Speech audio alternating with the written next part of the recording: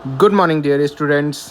आज के इस वीडियो लेक्चर में जो हम लोग डिस्कस करने जा रहे हैं वो डिस्कस करने जा रहे हैं that is about the disorder of muscular and the skeletal system. Student, यहाँ पर समझने वाली सबसे बड़ी बात यह है कि हम लोग जो भी डिस्कस करेंगे वो ये डिस्कस करेंगे कि आखिर डिसऑर्डर कैसे होता है। जैसे हालांकि डिसऑर्डर और डिजीज दो अलग टर्म है। डिसऑर्डर होता है किसी भी चीज की कमी होने के वजह से, उसे अपन क्या कहते हैं, डिसऑर्डर कहते हैं। लेकिन डिसऑर्डर क्योर भी किया जा सकता है, जबकि डिजीज जो होता है वो लगभग क्योर नहीं किया जा सकता है कुछ केसेस में। सो स्टूडेंट, आज हम लोग सबसे पहले जो डिस्कस करेंगे वो डिस्कस करेंगे क्या, that is myasthenia gravis. Myasthenia gravis ये एक्चुअल में क्या है कि ये ऑटो इम्यून डिसऑर्डर है। ऑटो इम्यून डिसऑर्डर का मतलब ये होता है कि हमारा जो इम्यून सिस्टम है, मतलब कि हमारा इम्यून सिस्टम हमारे ही ऑर्गन को क्या मान लेता है, डेंजरस और इम्पैक्टफुल मान लेता है। मतलब वो ये सोचता है कि हमारा बॉडी हमारे ही दुश्मन है, कुछ इस टाइप में। उसे ऑटो इम्यून डिसऑर्डर कहते हैं। ये ऑटो इम्यून डिसऑर्डर की वजह से क्या होता है कि जो न्यूरोमस्कुलर जंक्शन है, जैसे कि आपको पता होना चाहिए, न्यूरोमस्कुलर जंक्शन जो हमने बताया था वो लीड क्या करता है, फैटिग। और न्यूरोमस्कुलर जंक्शंस का मतलब ये होता है कि नर्वस सिस्टम या फिर न्यूरॉन प्लस मसल्स के बीच में जो जंक्शन और कनेक्शन बनता है उसे न्यूरोमस्कुलर जंक्शन कहते हैं। वो क्या हो जाता है, फैटिग हो जाता है, आइदर थक जाता है, आइदर वीकन हो जाता है, कमजोर हो जाता है, या फिर पैरालिसिस होता है स्केलेटल मसल्स का। सो स्टूडेंट्स, यहाँ पे जो टर्म समझने वाला है वो टर्म है क्या चीज, दैट इज द पैरालिसिस। यानी बहुत लोग अक्सर कहते हुए सुने होंगे कि पैरालिसिस होता क्या है। जरा समझेंगे प्लीज।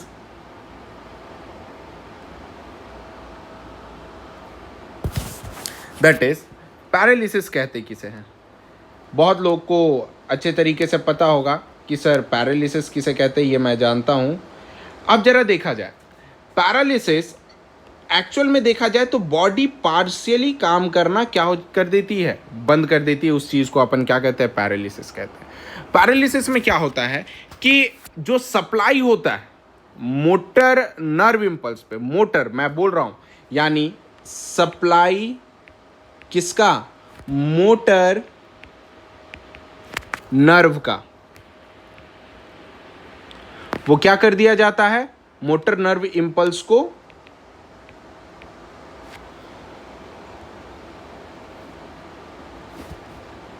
ब्लॉक कर दिया जाता है, ब्लॉक हो जाता है। अब जब मोटर नर्व इंपल्स ब्लॉक हो गया, जैसे बॉडी में दो नर्व होते हैं, पहला मान लो ये आपका ब्रेन है, क्लियर है, ये ब्रेन रहा आपका। अब जब ये ब्रेन है तो पहला, और ये बॉडी का क्या हो गया, ऑर्गन हो गया। अब जरा समझना, ऑर्गन से लेकर के ब्रेन तक जो सिग्नल देगा वो कौन देगा, दैट इज सेंसरी देगा, ठीक है। और ब्रेन से जो ऑर्गन पे सिग्नल देगा ये मोटर रहेगा। अब क्या है कि देखो, ब्रेन तो रीड कर लिया, लेकिन अब जो इस ऑर्गन को रिएक्ट करवाने के लिए बोलेगा, कहेगा भाई मेरे इस टाइप में तू रिएक्ट कर। अब क्या है, सप्लाई मोटर नर्व इंपल्स का ब्लॉक हो गया, तो क्या रिएक्शन हो पाएगा, नहीं हो पाएगा।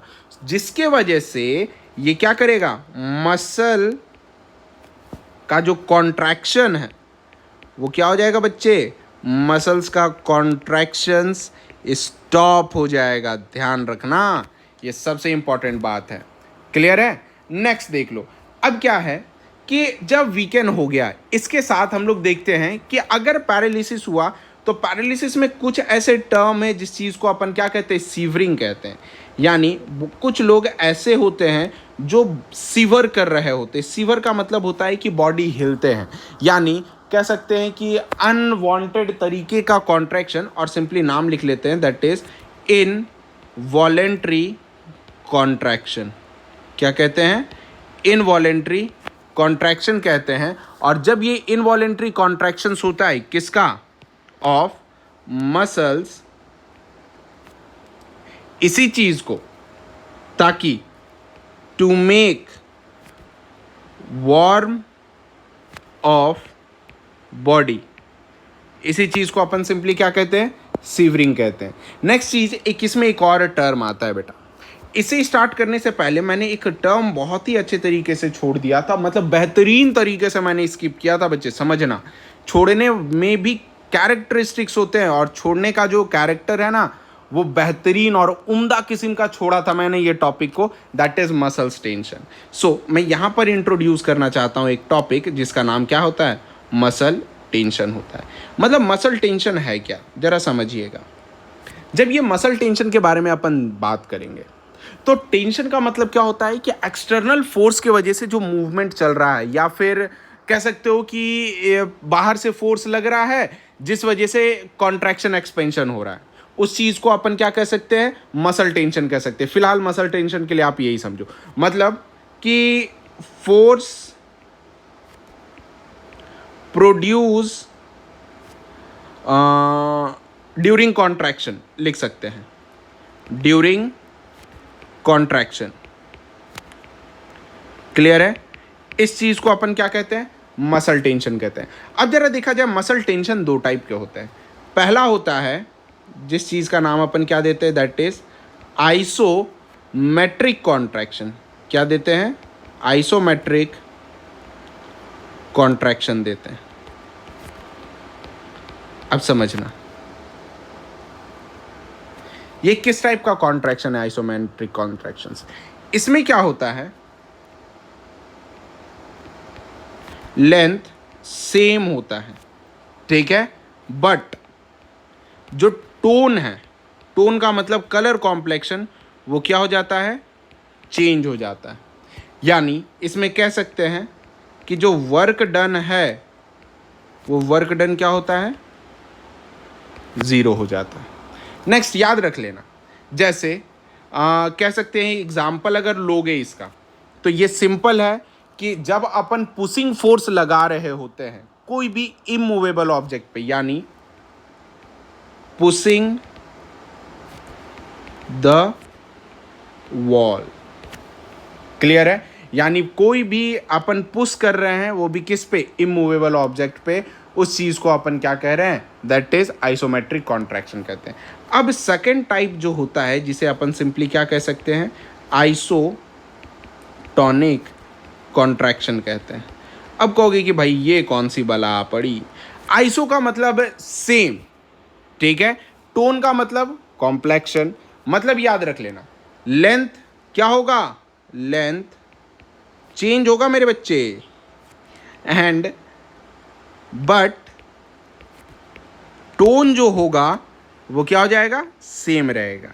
कुछ लोग सोच रहे होंगे कि लगता है सर महाभारत बहुत देख रहे हैं और महाभारत देखने के वजह से सर शकुनी मामा वाला जो केस बना रहे हैं वो ज़्यादा कर रहे हैं मेरे बच्चे, है ना। तो कोई बात नहीं, मैंने ये देखा था, आप लोग थोड़ा समझिएगा, ठीक है। तो आप समझ जाना कि सर ने ऐसा ऐसा कुछ किया है। चलो एग्जाम्पल देखते हैं अपन आइसोटोनिक का। आइसोटोनिक कॉन्ट्रैक्शंस क्या है कि टोन कलर कॉम्प्लेक्शन चेंज हो रहा है लेकिन लेंथ तो चेंज नहीं हो रहा है ना, जिस वजह से एग्जाम्पल होती है वॉकिंग या फिर लोड को लिफ्ट करना। लोड को लिफ्ट करना मतलब कि किसी भी चीज़ को अपने हाथ से पुल करना, उठाना, खींचना, उसे अपन क्या कह सकते हैं, दैट इज आइसोटोनिक कॉन्ट्रैक्शंस कहते हैं। ध्यान रखिएगा ये बात। अब स्पीड देखा जाए, स्पीड का मतलब कि जितना होता है, कुछ लोग होते हैं, आप ये नोट कर लेना, मैं बेसिकली नोट नहीं करूँगा। अगर स्केलेटल मसल्स का देखा जाए साइकिल ऑफ कॉन्ट्रैक्शन तो ये 0.1 सेकेंड होता है।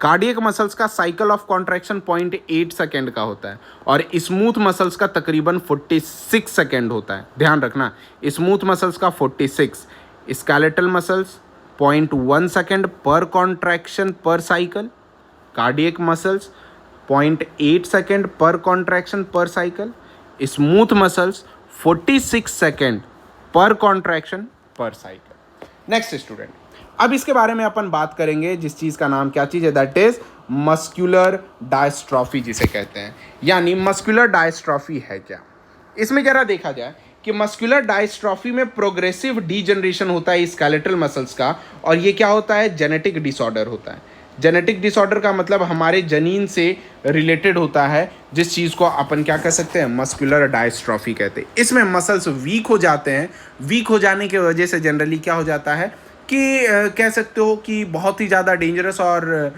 इतना ख़राब हो जाता है कि मसल्स वगैरह ऑटोमेटिकली क्या हो जाते हैं, डेड हो जाते हैं। नेक्स्ट स्टूडेंट, इसके बाद आप बात अपन करते हैं, that is commonly known as what, tetany. Tetany मतलब सिंपल है कि ये एक ऐसा डिजीज़ है जिसमें क्या होता है कि रैपिड स्पैज्म होता है, मतलब जिस चीज़ को अपन सिंपली क्या कह सकते हैं, कॉन्ट्रैक्शन कहते हैं टीटेनी में, ठीक है। जब ये कॉन्ट्रैक्शन हुआ तो कॉन्ट्रैक्शन बेसिकली कब होता है, जब बॉडी में कैल्शियम आयन काफ़ी ज़्यादा क्या होते हैं, कम होते हैं बॉडी फ्लूइड्स में, जिस वजह से ऑटोमेटिकली क्या रहता है कि कॉन्ट्रैक्शन बहुत ही ज़्यादा वाइल्ड होता है। ये बहुत बार पूछा गया क्वेश्चन से, ध्यान रखिएगा। नेक्स्ट आती है बात आर्थराइटिस। आर्थराइटिस जो होता है ये इन्फ्लामेशन होता है किसका, जॉइंट्स का, यानी जॉइंट्स का इन्फ्लामेशन को अपन आर्थराइटिस कहते हैं। और ये सेवरल टाइप के आर्थराइटिस होते हैं, यानी अब क्या है, अपन आर्थराइटिस के टाइप पढ़ेंगे डायरेक्ट, है ना। Arthritis, yes. अब आर्थराइटिस का जब टाइप अपन देखा जाए तो टाइप अभी हमें मोस्टली कितने डिस्कस करने, 3 डिस्कस करने हैं, जिसमें कि सबसे पहला जो होता है जिसका नाम क्या चीज होता है, द रीमेटॉइडल और द र्यूमेटॉइड आर्थराइटिस जिसे कहते हैं, मेटॉइड आर्थराइटिस। अब क्या है ये, बहुत लोग सोचेंगे कि भाई ये कौन सी बला आन पड़ी। ये आर्थराइटिस का टाइप है। ये उस समय होता है जब बॉडी में एक टाइप ऑफ इम्यूनोग्लोबिन, जिसे अपन नाम क्या देते हैं, IgM, बढ़नी शुरू होती है या फिर प्रेजेंस उसका पाया जाता है। इसमें क्या होता है, इसमें इन्फ्लामेशन होता है। क्या होता है, इन्फ्लामेशन ऑफ साइनोवियल मेम्ब्रेन। जब साइनोवियल मेम्ब्रेन का इन्फ्लामेशन हो जाएगा तब क्या होगा बेटा कि अब ये पेनफुल एक्सपीरियंस आ जाएगा, यानी बहुत ज़्यादा पेन होना शुरू हो जाएगा। अगर इसे लंबे समय तक अनट्रीटेड रख दिया जाए तो क्या हो जाएगा कि मेम्ब्रेन की थिकनेस बढ़ जाएगी। अब जब मेम्ब्रेन की थिकनेस बढ़ गई तब क्या हो जाएगा, साइनोवियल फ्लूइड इंक्रीज हो जाएगा। और जब ये साइनोवियल फ्लूइड इंक्रीज होगा तब प्रेशर एक्सर्ट करने लगेगा हमारे इंटरनल, और अल्टीमेटली क्या करेगा, पेन देना शुरू करेगा। याद रख लेना, जो मेम्ब्रेन जैसे कि साइनोवियल मेम्ब्रेन है, अब क्या होगा कि यहाँ पर साइनोवियल मेम्ब्रेन जो होगा वो अब सिक्रीट करेगा ग्रैन्यूल्स। क्या सिक्रीट करेगा, ग्रैन्यूल्स सिक्रीट करेगा। और यही ग्रैन्यूल्स का नाम क्या होता है, पैनस इसे कहते हैं। क्या कहते हैं, पैनस कहते हैं। अब पैनस बेसिकली क्या हो रहा है कि सिक्रीशन बढ़ गया, पैनस का सिक्रीशन, और ये पैनस क्या है, ग्रैन्यूल्स। और यही पैनस जब एक्सेस इंक्रीज हो जाएगा तब क्या करेगा, हमारे हाइलीन कार्टिलेज को, यानी एपिफाइसिस ऑफ बोन को क्या करेगा, बोन को एरॉड करेगा। क्लियर है स्टूडेंट, यानी उस चीज को एरोजन करना शुरू कर देगा कार्टिलेज को। नेक्स्ट याद रख लेना, इसके वजह से जो फाइब्रस टिश्यूज होंगे, जो अटैच होंगे बोन्स, वो भी क्या हो जाएंगे, ऑसिफाइड हो जाएंगे और जॉइंट्स को इमूवेबल बनाएंगे। मतलब इसमें नेक्स्ट पॉइंट क्या होगा कि ये जो होगा फाइब्रस टिश्यूज,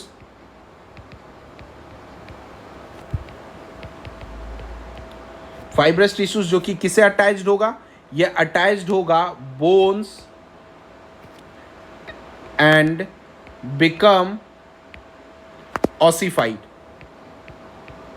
क्लियर है, ऑसिफाइड होगा और ऑसिफाइड होने के बाद बेसिकली क्या हो जाएगा, इमूवेबल बनाएगा किसे, जॉइंट्स बना देगा। और जब इमूवेबल जॉइंट्स बना देगा तो फाइनली आप जानते हो कितना ज़्यादा पेन होगा। और अल्टीमेटली इसी चीज़ को क्योर करने के लिए हमें फिजियोथेरेपी का क्या करना होगा, इस्तेमाल करना होगा। अब सेकंड जो आता है, जिस चीज़ का नाम अपन क्या देते हैं, दैट इज ऑस्टियोपोरोसिस। ऑस्टियोआर्थराइटिस देते हैं। क्या देते हैं नाम? ऑस्टियोआर्थराइटिस। ऑस्टियो का मतलब क्लियर है, दैट इज बोन से होगा। ये क्या होगा? दैट इज डीजनरेटिव जॉइंट होंगे। क्या होंगे? डीजनरेटिव जॉइंट्स होंगे। और अल्टीमेटली क्या होगा? कैरेक्टराइज क्या होगा? That is characterise by the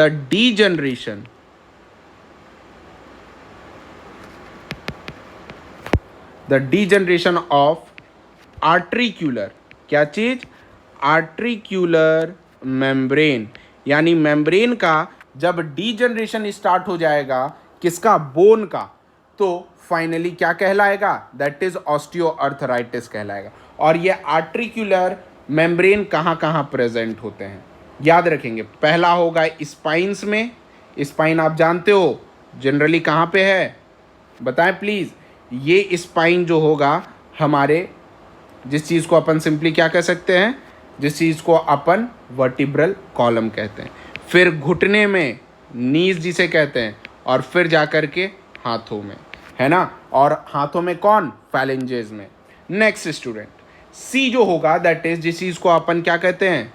गाउटी arthritis कहते हैं।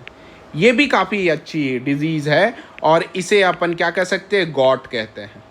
और ये जो होता है, ये एक type of basically excessive formation होता है। जब बॉडी में यूरिक एसिड का फॉर्मेशन क्या हो जाएगा? इंक्रीज हो जाएगा। तब क्या हो जाएगा? और जब बॉडी से ये यूरिक एसिड बाहर नहीं जा पाएगा, तब ये डिपॉजिट कहाँ पे होगा?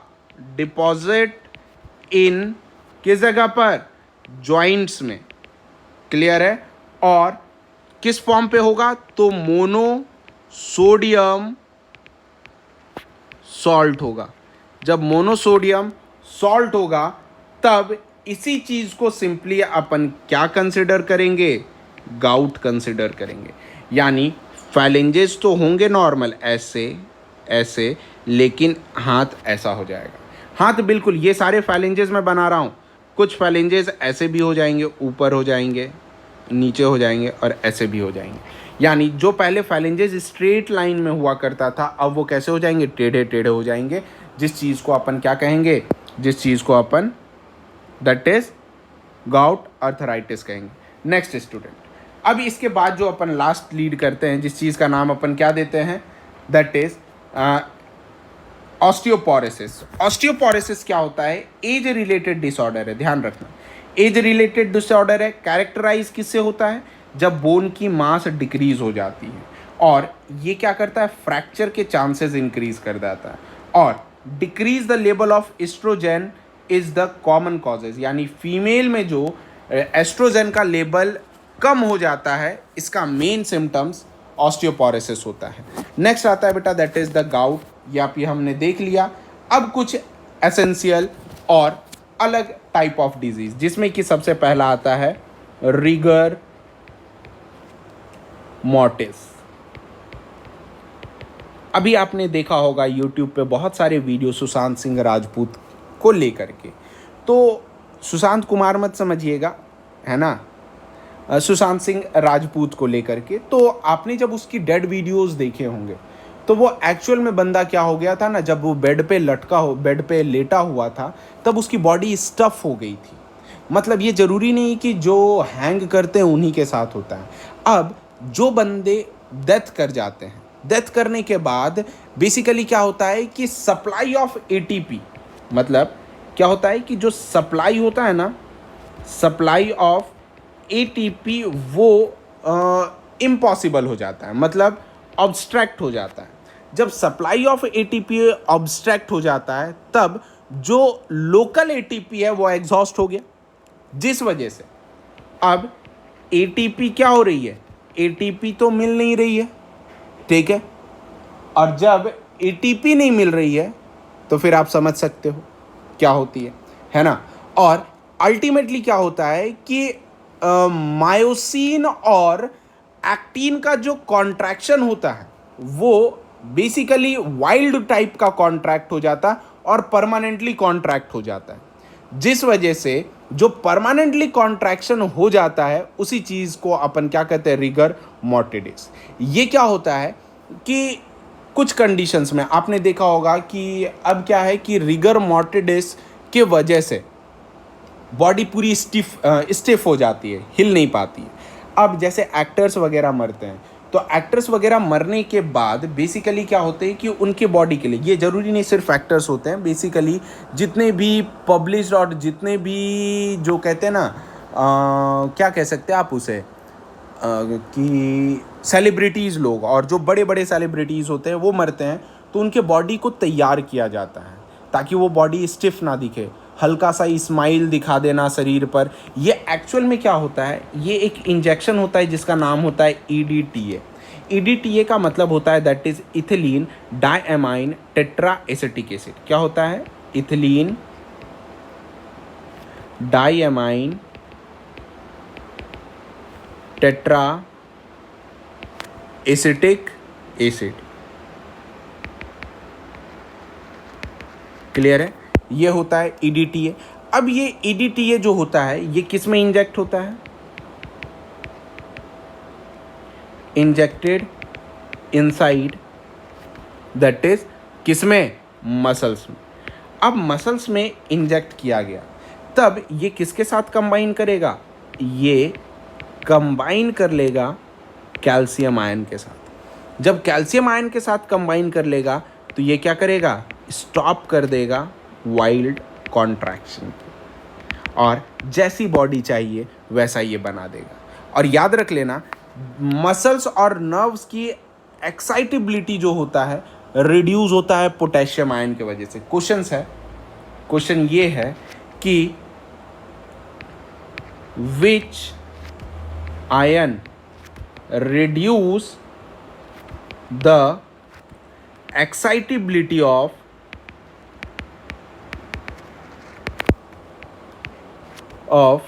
muscles and nerve।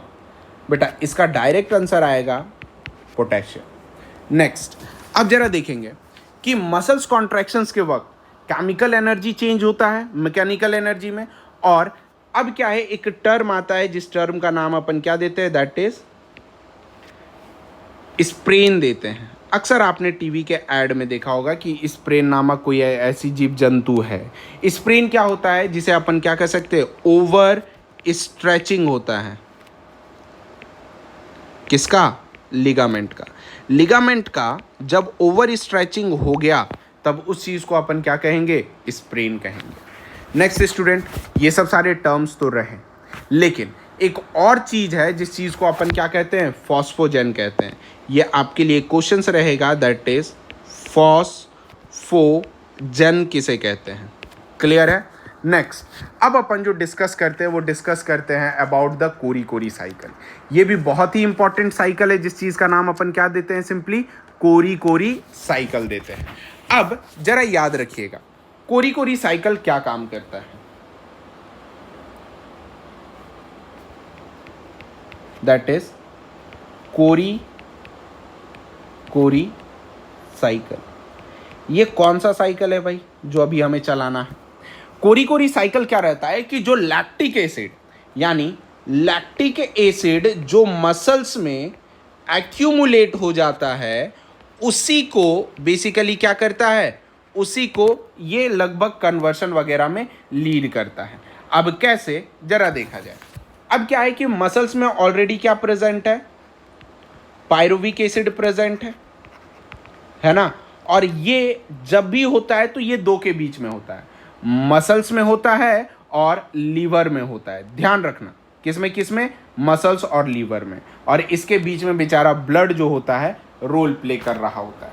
अब जो पायरुविक एसिड बनना था वो पायरुविक एसिड ना बन करके वो किस चीज़ में कन्वर्ट हो जाता है, लैक्टिक एसिड में कन्वर्ट हो जाता है। क्यों लैक्टिक एसिड में होता है, क्योंकि यहाँ पर एनएरोबिक रेस्पिरेशन चल रहा होता है। अब जब ये मसल्स और लीवर में हो रहा है तो याद रखिएगा कि ये डायरेक्शन जो है, ये डायरेक्शन ऑलमोस्ट बाई डायरेक्शनल के तौर पर कंसिडर्ड किया जाता है। अब बाई डायरेक्शनल के तौर पर कैसे, जरा समझेंगे अपन। अब लैक्टिक एसिड जो है वो दो जगह पाया जाएगा। पहला, जिस चीज़ का नाम अपन क्या देते हैं, मसल ग्लाइकोजन देते हैं, ठीक है। और दूसरा किस चीज़ को देते हैं, लीवर ग्लाइकोजन देते हैं। क्लियर है। अब ये जो है दोनों आपस में कन्वर्ट एक ही चीज़ से हो सकते हैं, जिस चीज़ का नाम क्या है, ब्लड ग्लूकोज नाम है स्टूडेंट्स। क्या नाम है बेटा, ब्लड ग्लूकोज नाम है, ध्यान रखना है ना, ब्लड ग्लूकोज। ये जो एक्चुअल में कन्वर्सन हुआ पायरुविक एसिड का लैक्टिक एसिड में और लैक्टिक एसिड का ग्लाइकोजन में, ग्लाइकोजन का ग्लूकोज में, ग्लूकोज फिर ग्लाइकोजन में, फिर लैक्टिक एसिड और फिर पायरुविक एसिड, ये सारा एंटायर जो प्रोसेस है, इसी चीज़ को अपन क्या कहते हैं, कोरी कोरी साइकिल कहते हैं। यानी लैक्टिक एसिड जब फॉर्म करता है हमारे बॉडी में, तो वो किस टाइप में ब्लड में फ्लो होता है, लीवर के पास पहुंचता है, लीवर ग्लाइकोजन फर्दर ग्लूकोज में कन्वर्ट करता है, यही एंटायर मैकेनिज्म को अपन क्या देते हैं, that is Cori Cori cycle देते हैं। अब कुछ एक टर्म है, जैसे largest muscles, longest muscles of body. जैसे सबसे पहला लॉन्गेस्ट मसल्स के लिए ये नाम जो है दैट इज सार्टोरियस नाम है। ये सार्टोरियस मसल्स लॉन्गेस्ट मसल्स है हमारे बॉडी का। क्या चीज़ है, लॉन्गेस्ट मसल्स है। क्लियर। नेक्स्ट, अब जो है दूसरा दैट इज ग्लूटस मैक्सिमस, ये हमारे बुटॉक रीजन पर होता है।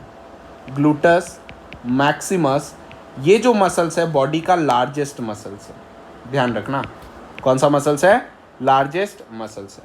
नेक्स्ट स्टूडेंट, दूसरा आता है दैट इज स्टेपीडियल या फिर स्टेपीडियस।